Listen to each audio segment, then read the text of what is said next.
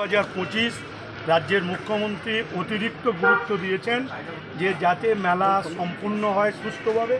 এবং পুণ্যার্থীরা এসে যাতে বাবার মাথায় সুষ্ঠুভাবে জল ঢেলে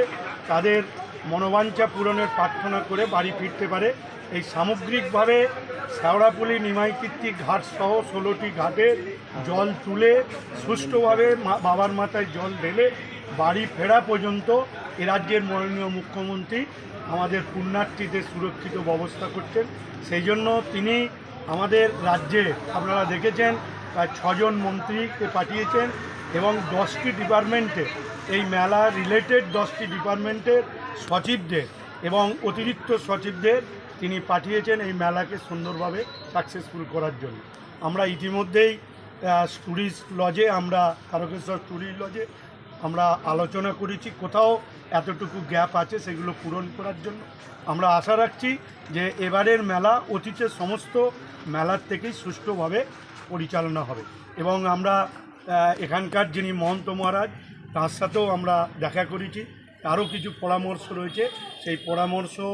গুরুত্ব দিয়ে আমাদের সরকার বিবেচনা করবে এবং যাতে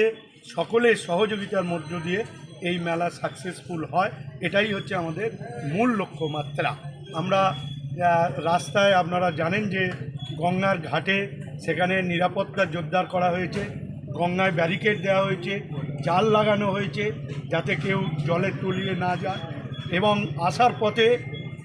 পিডব্লিউডির সমস্ত রাস্তা পরিষ্কার পরিচ্ছন্ন করা হয়েছে।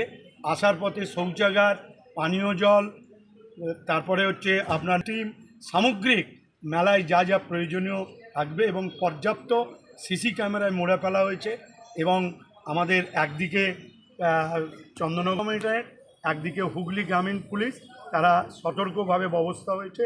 এবং পর্যাপ্ত অ্যাম্বুলেন্স, যেখানে অ্যাম্বুলেন্স চলবে না সেখানে মোটরসাইকেল অ্যাম্বুলেন্স এবং লঞ্চ অ্যাম্বুলেন্সের ব্যবস্থা রাখা হয়েছে, যা আছে খুবই আনন্দের হুগলিবাসী হিসাবে। তাই আপনাদের মারফত এবং নতুন ওয়েবসাইট করা হয়েছে যে কত দূরে জল পাওয়া যাবে, কত দূরে টয়লেট পাওয়া যাবে, কত দূরে কে ভান্ডারা করছে, এটা ওয়েবসাইটের মধ্যে জানা যাবে এবং দিয়ে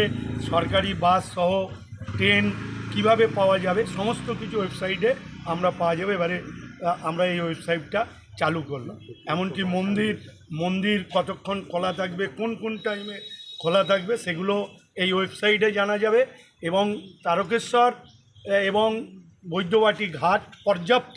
প্রায় 300 করে মাইক দেওয়ার ব্যবস্থা হচ্ছে এবং রাস্তার প্রতিমধ্যে পুলিশ ক্যাম্প, স্বেচ্ছাসেবীদের শিবির সব কিছুই ব্যবস্থা।